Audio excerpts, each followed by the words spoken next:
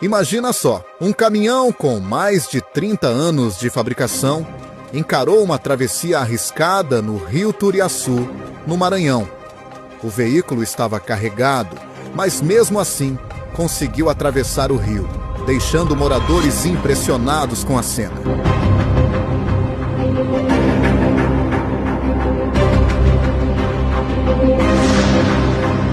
O momento foi registrado em vídeo e já se espalhou pelas redes, com muita gente destacando a coragem do motorista e a resistência desse caminhãozão que parece não ter fim de vida útil.